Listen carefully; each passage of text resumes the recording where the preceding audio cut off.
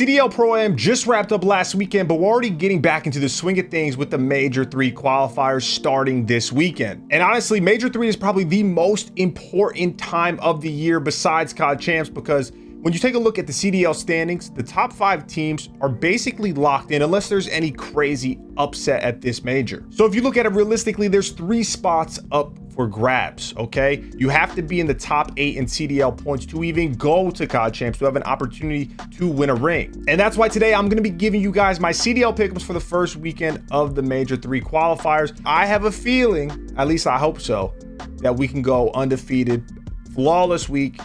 Let's see what we got. So getting right into it, the first match of the weekend is going to be the London Royal Ravens versus the Los Angeles Thieves. This is a rematch from the Pro-Am where LAT did come out on top. And I'll be honest, London is kind of falling off a cliff right now for me. Gizmo, he took a step back. They picked up Harry from their bench. And while I know they didn't have much time, they didn't look great. And luckily, London has performed as well as they have early on, to where they can afford to kind of go through a little bit of a slump, but things can get interesting if they keep this trend going, if they keep just not being able to win series. And on the other hand, LAT looks good. They made it to the finals at the Pro-Am. People are, Mickey Mouse, Mickey Mouse, Mickey Mouse. Look, man, there was a pool play. All teams were there, all pro teams. There were even the best challenger teams that were competing. Yes, I know it was single limb bracket. And I know, maybe Kenny didn't perform as well individually with the sub, but I thought LAT looked a lot better. They have potential now. This is what I said. They needed to have Kenny on a sub. I think he does a lot, even though it doesn't show up on the scoreboard necessarily.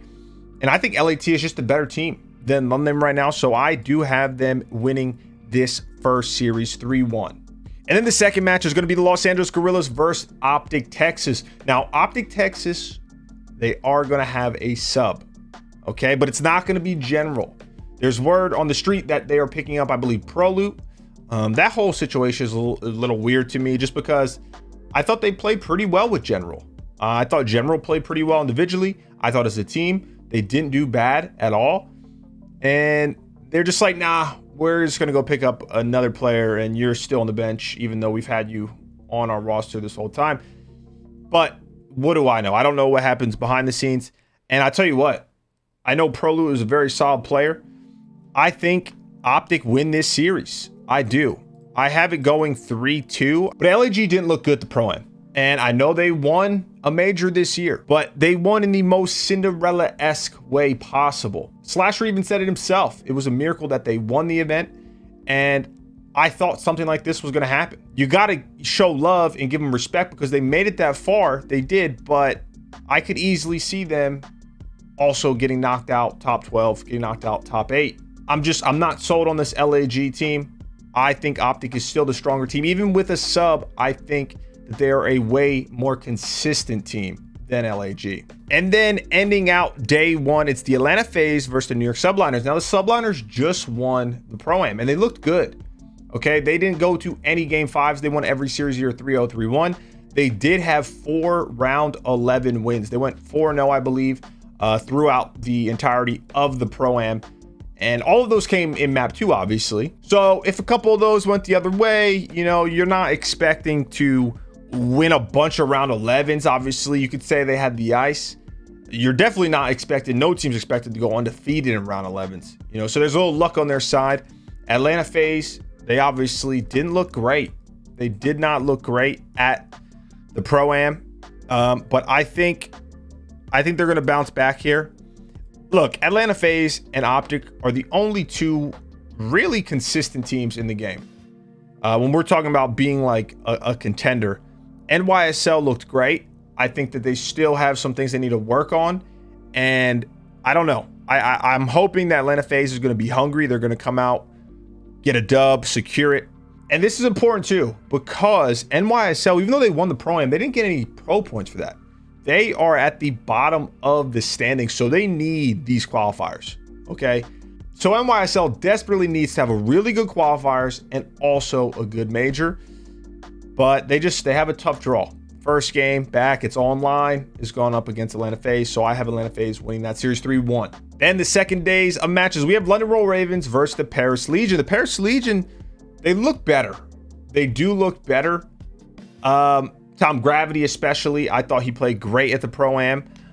They are another team in the same boat as NYSL. Desperately need pro points if they even want to have a chance at getting to COD Champs. And I have an upset here. I have Paris Legion beating London 3-2. Next, we have Toronto Ultra versus the Seattle Surge. Seattle Surge didn't win a respawn at the Pro-Am, okay? Toronto Ultra looked pretty solid.